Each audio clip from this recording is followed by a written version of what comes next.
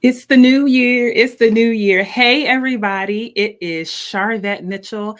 I am so excited to kick off this one of four part series talking about 2024 marketing trends. And today's marketing trend that we're going to discuss in session one, I think you are uniquely positioned to benefit from. So I know that all of the streaming platforms are sending out notifications saying, hey, come join the weekly training here on Facebook in Marketing Tips with Sharvette. Hey, girl, hey, to all of our community members that are jumping on in. And so I'm going to give the system a few, like 2 minutes to send out notifications and let you all know we're here. Let me just share this quick recap video of our last Platform Builder Summit, which was at the end of last year, 2023. It feels even funny to say that, right? And that'll give us 2 minutes to get everybody in the room, and we'll get started talking about 2024 marketing trends so that you can have a leg up on marketing your business, your services, and your products. All right, we'll be back in 2 minutes.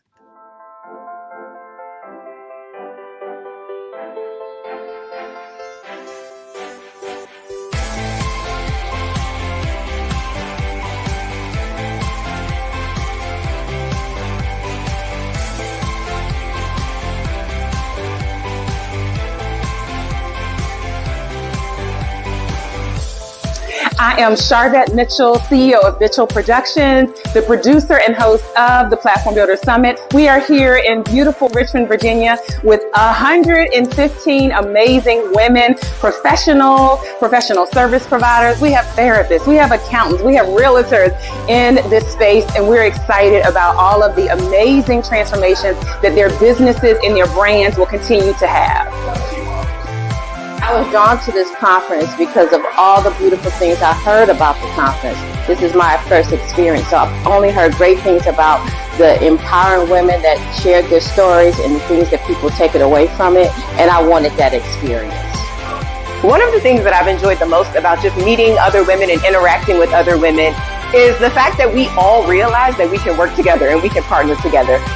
I don't know how you can come to a Sharvette event and not leave more confident in your skill set and in your gifting, and that's absolutely what I feel today, having just been in the room for the past couple days. Anything and everything you could think of in regards to business has been discussed, from marketing to finance to planning to strategy to platform building. It's so many amazing nuggets that I can take back and actually implement and grow my business. This is my second time coming to one of these conferences, and I'm telling you, every time I just get more fired up about what it is, what my why is. This is going to energize me for the rest of the year and into 2024. So grateful.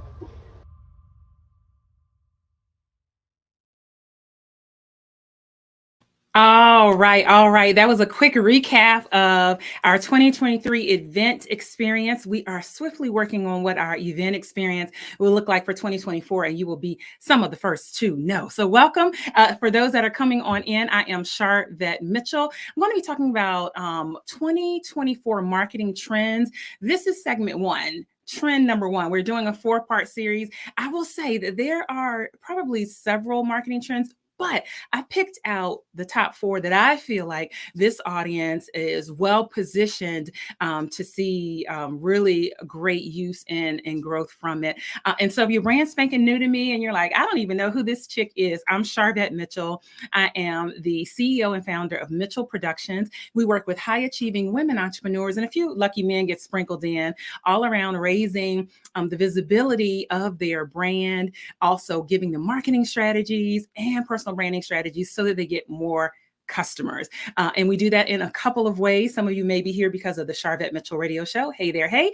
We do that with our amazing 12-month program, the Platform Builder program. Some of my Platform Builders alumni might be here, and current Platform Builders, just type Platform Builders. We do that with book collaborations and hosting events. And so we're really focused on really your marketing, your visibility, and your branding so that you get more eyes on what you are doing. And so as we jump in, listen, let me greet a few people as we get ready to talk about this first marketing trend that I think you are in particular well positioned to benefit from. And so I see you over on YouTube. Hey, Alashawanda Moore, who is also one of our platform builders.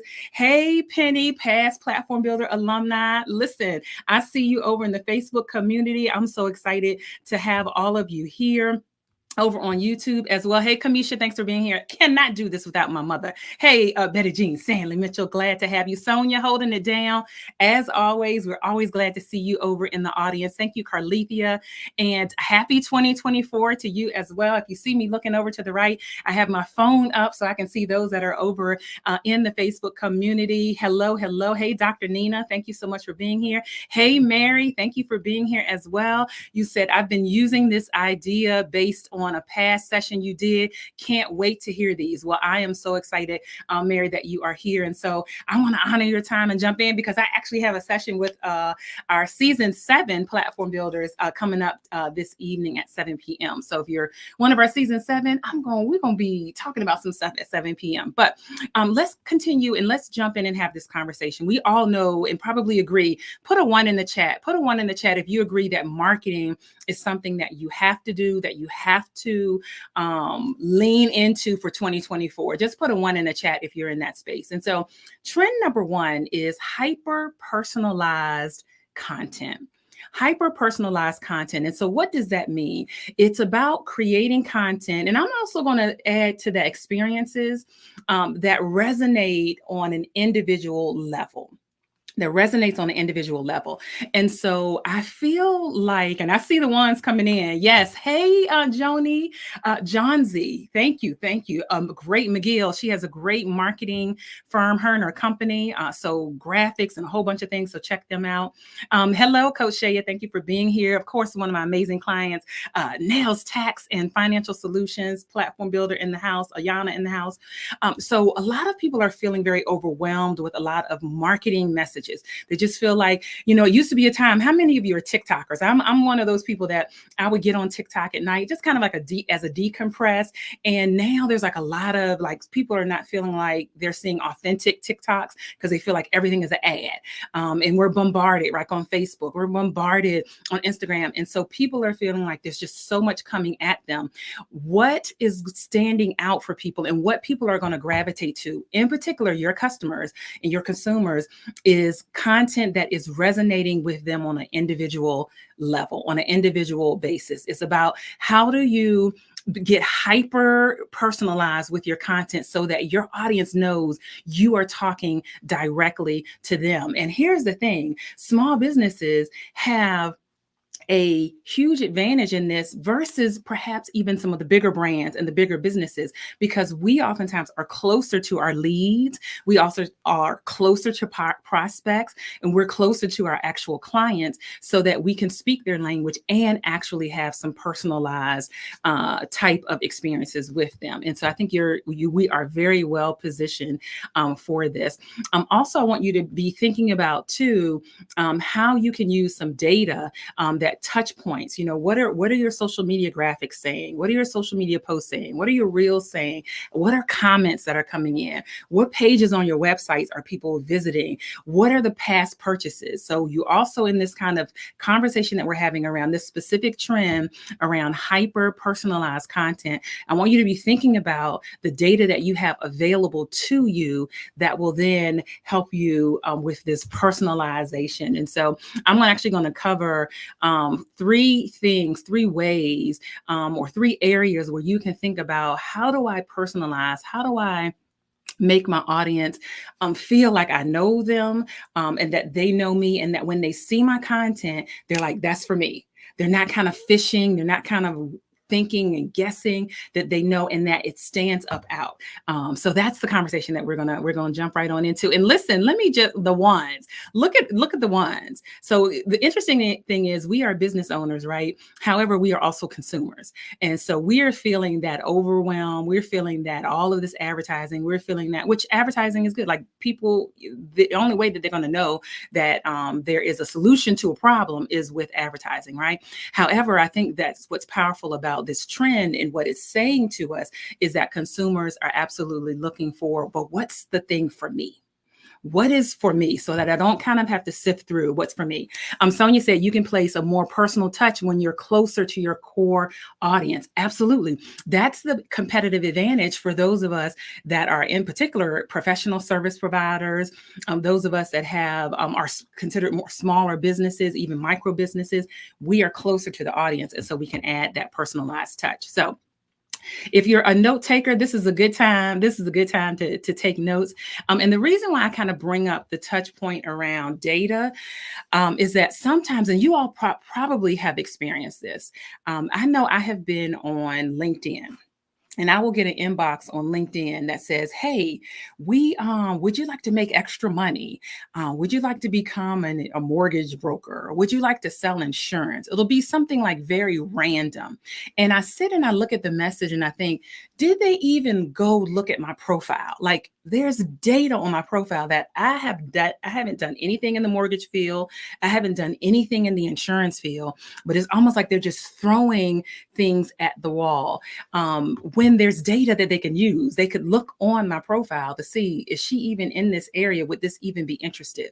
And so just think about that. I know some of you have had that experience as well on LinkedIn, or even on Facebook, or wherever you hang out. Kamisha's saying one as well. Shamika, welcome. We're glad to have you here. Hey, Roxanne.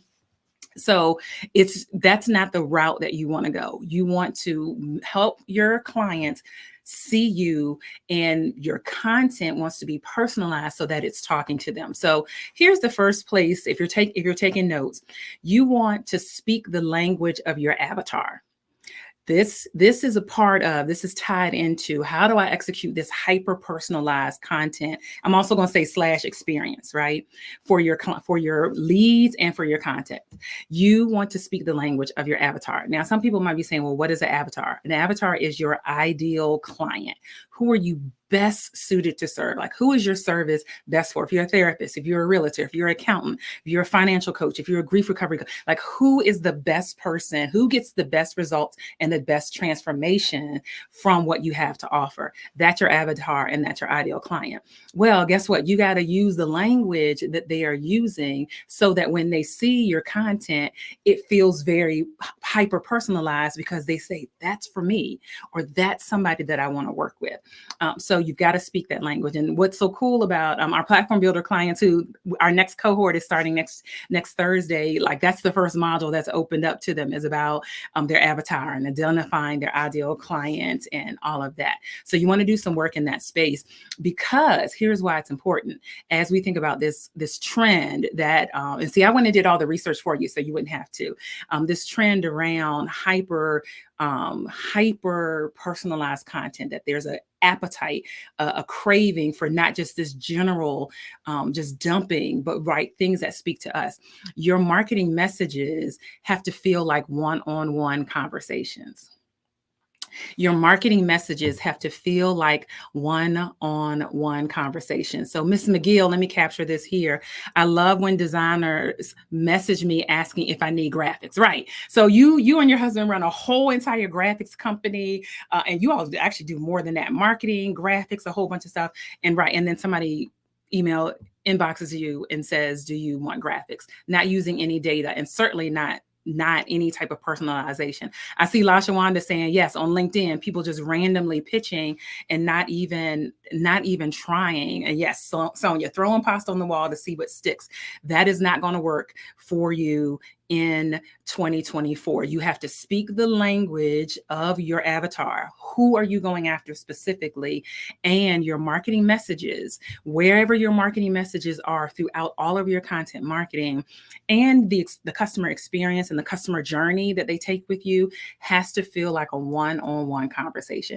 And you might be saying, wow, like, in this sea of social media, in this sea of emails, in this sea of podcasts and videos and reels and all all of that, or postcards or meeting people at speaking engagements or things of that nature, it still has to feel like a one-on-one conversation. That's your objective. That's your mission. And you do that by learning who your avatar is and speaking the language of your avatar, recognizing what are their pain points, but also what are their aspirations. Who was here? Let me know in the chat if you were at the Platform Builder Summit, which I just did the reel for that kind of quick recap. One thing, let me know if you remember this, but we had Sharice Jones of Sassy Jones as our keynote kind of opening on Friday. And one thing that came out really crystal clear was that she absolutely knew her audience. Like, she kept referring to, my audience is this, my person is this, my unicorn is this. So number one, speak the language of your avatar so that your marketing messages feel like one-on-one conversations. And if you're just coming on in, hey, we're talking about, this is part 1 of 4. I'm sharing a marketing trend that I feel is going to be beneficial for you as a small business owner, a woman in business, an expert in your field. And we're talking about one trend, which is hyper personalized content. That is something that audiences and consumers are craving because they're feeling like everything is just a blur. Everything is just dumped at them. Everything is just thrown at them. And so you've got to, number one, speak the language of your avatar and make your marketing messages feel almost like one-on-one conversations. The second thing, so here's really kind of like a how, right? A how-to. Use personalized email campaigns. So I'm hoping that you have leaned into email marketing and that you recognize that the money is in your list and that you're building a list, that you're nurturing a list, and that you're actually talking to a list. Because sometimes people will build the list and then they don't ever talk to people. But one thing that you can do for this personalized effect is you're able to segment email list. Or if you're saying, you know what, I don't even have an official email list. If you're sending out just direct emails, how can you personalize that experience? So there's automated ways to do that, certainly, but then there's also like grassroots ways to have some personalization. So think about, how can you leverage email campaigns and have some personalization to that? Quick example, some of you are here, certainly in the Marketing Tips with Sharvette community, because you grabbed my marketing planner. So let me know if you're watching live or you're watching later. If you have my marketing planner, right? So our complimentary marketing planner. Well, when you get that marketing planner, we then send personalized, like specialized targeted emails that talk about the planner you just got. Well, guess what? Everybody on the email list is not getting those. It's only people who got the planner that are getting those emails. That's just a quick example to just like, oh, I'm just going to send these emails to everybody. And then people are looking at the email like, what is this? Why am I getting this? No, you want to personalize your emails. Let me jump over to the comments. I see a lot coming on in. I'm Sharvette Mitchell. If you're like, somebody told me to come watch. And I am the CEO and founder of Mitchell Productions. We work with high achieving women entrepreneurs, a few lucky men get sprinkled in, all around helping them generate more revenue, get more customers by focusing on their marketing, their visibility, and their branding. We are in a 1 of 4-part series, the whole month of January. Every week, I'll be talking about one marketing trend. We're talking about hyper personalized content. How can you personalize your experience? Hey, Chantel, thank you for being live. Thank you for watching live. Dr. Coward, thank you for being here live. Yes, look at all the lives coming on in. All right, so let me come back because I think I saw a comment that I might have missed. And so Chanel of Nail Tax and Financial Solutions. So if you need help with your taxes, like get with her. Yes, she knew that they would prefer to have afterpay options because they would be willing to forego a bill for jewelry. That is an exact quote. But guess what? She knew her audience. She knew her absolutely. Sharice absolutely understood all aspects of her audience. And I think that was such a key thing that stood out in that conversation. We're glad to have you. Thank you for being here and new to the chat. Yes, I'm seeing yeses. Yes, indeed. Yes, indeed. Yes, indeed. Sonia said, I call my audience by our company branding, Lepaisons, which identifies them with me. So that kind of personalization, right? Of, hey, when they see that name, they know that's from Sonia and that's a part of her community. Thank you. Thank you. Thank you for those watching live. I'm super excited that you are here. All right. So let's keep it let's keep it moving to the second thing. So we talked about the first thing is speak the language of your avatar. Then one thing you can do is use personalized emails. Again, if you have an email marketing tool, you can segment your list. You can do some more automated things that are fancier that can personalize even beyond just using their name in the email. But even if you're like, I'm not even using the email feature yet, how can you personalize the emails that you're sending to your customers so that it feels like more of a personal experience? Guess what? This is where advertising comes in. So at some point when we're thinking about, again, your marketing and you're thinking about 2024, at some point you're going to want to have some type of advertising budget. And the cool thing is that budgets can start at very varying amounts. It used to be back in the day with traditional marketing, if you went to radio, TV, magazines, like you had to start with thousands and thousands of dollars to market, or at least 500 to do any type of advertising. But things like Facebook ads and Google, you can actually start advertising at a smaller amount.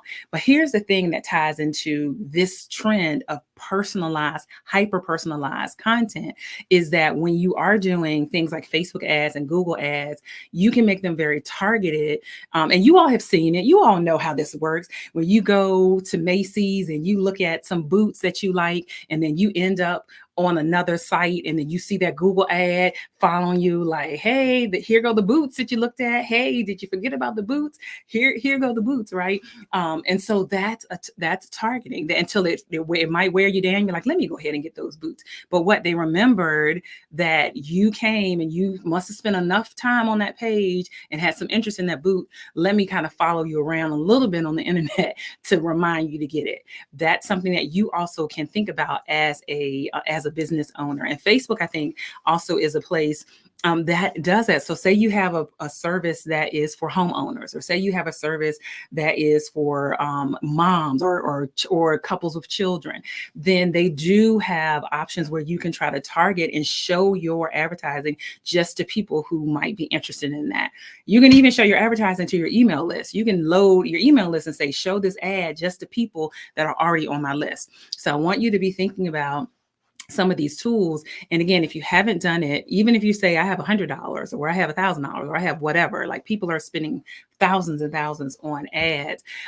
This is a place that will help you with this one trend. I don't work for Facebook. I don't work for Google. Do your due diligence anywhere. But and we're talking about, if you just came in, we're talking about the one of the trends. It's not number one, but one trend or one of part four that we're talking about is hyper personalized content. And it's all around how do you deliver content, and I'm going to say, and experiences that resonate on an individual level, and that you use touch points, you use some data that you have available to you to be able to have these experiences and these marketing messages that feel like one-on-one conversations. That's your goal. That's your goal. But it all really starts with you making sure that you know who you're talking to. That's really where all of this, that's really where the baseline of all of this is.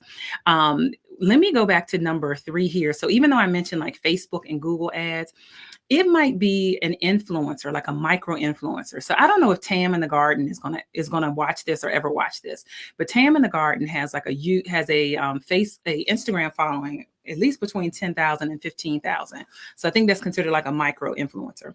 And she talks about gardening, and she's got all like 10 to 15,000 people that follow her, all about gardening. Do you have, if there was somebody that has a service or product that would benefit somebody that is interested in gardening, it could be a homeowner, because more than likely, if you have a garden, you probably have a home. Could you then do some type of influencer ad with a Tam in the Garden that then feels more personalized, because it's going after, like, this audience is here because she talks about gardening and that's all she talks about. So everybody that's following is interested in gardening. Could you do an influencer ad with her to then get in front of this targeted audience? That's another way to think about it. And FYI, that's why a lot of the big brands use influencers at different levels, because they're trying to get close to you, and they're trying to get to people that you feel connected to and that you resonate with. That's okay, Deborah. You are here. You came right in on time. And for those that are saying, hey, I'm late or I missed it, the replay or the recording stays up wherever you are. The recording stays up wherever you are. All right. And so definitely think about, with this trend of hyper personalized content, and I'm going to say experiences, think about speaking to individual preferences and behaviors. How can you do that? Again, even if it's social media content, if it's email content, if it's blog content, if it's your podcast. And here's the thing, sometimes people get scared. They say, well, my product or service is for everyone. And wrong answer. You have to be focused. You know how I'm gonna draw, and I do this sometimes with my some of my clients will identify with this. So have you been to the bill, like to where they shoot pool, right? And so there's a bullseye, right? So I'm gonna draw a bullseye. So you have a bullseye. Can y'all see that? All right, you got a bullseye here. Your objective is to get the arrow in the bullseye. Agree? Your objective is to get the arrow in the bullseye. So you have to have a focus. Otherwise, you'll be throwing the arrow and you'll be going that way. You'll be going over there. You'll be going back there. When your target avatar is right here. That's why you have to drill down and be focused on who that is. Then that helps you speak to individual preferences and behaviors, because you really are speaking to one person and you're not trying to speak to everybody in the world. All right. That's it. That kicks us off. Hopefully that gets your brain thinking around 2024 marketing trends. Again, hyper-personalized content. That is the appetite that the consumer is looking for, because they don't like all this generalization. People feel overwhelmed, feel like there's just a lot coming at them. So how can you create content and experiences that hone in and let them know that you're thinking about them, and that it almost feels like a one-on-one experience. So if you're saying, hey, I need some help, I need to help with my overall marketing, my calendar is open for 2024. So you can jump over to callsharvette.com and just schedule a complimentary meet and greet phone calls, 30 minutes. And I'll love to hear about what your goals are, actually, and what's going on right now. And then we'll talk about some potential next steps for you. So callsharvette.com is where you can schedule a complimentary meet and greet call to really talk about your marketing and your marketing plan. So we have our next session. It's going to be one session every week for the month of January. And so our next session is Monday at 12 noon Eastern. So we're going to do 6 p.m. on Thursdays, 12 noon on Mondays, and back to 6 p.m. on Thursdays. So we'll go back and forth because we get a certain crowd at 12 noon on Mondays and a certain crowd on Thursday. So this coming Monday, I'll be back 12 noon. Our second trend that I'm going to talk about is integration of offline and online experiences.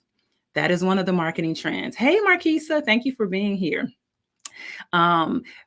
Integration of online and offline experiences. I think a lot of times people have gotten very focused on online and have completely forgotten the whole outside world.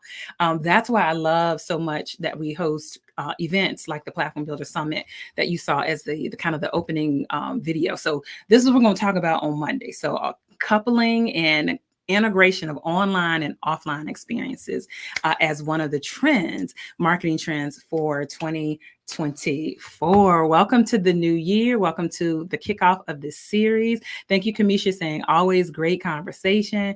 Yes, yes, yes. Dr. Angelin said, thank you. Speaking to my audience with personal one-on-one messages was very helpful. Absolutely, absolutely. Let me check the comments. Any questions? Any questions? Yeah, great. Thank you, LaShawanda. That is really you've got to be hyper focused, right? Thank you, Sonia. Any questions? Any questions?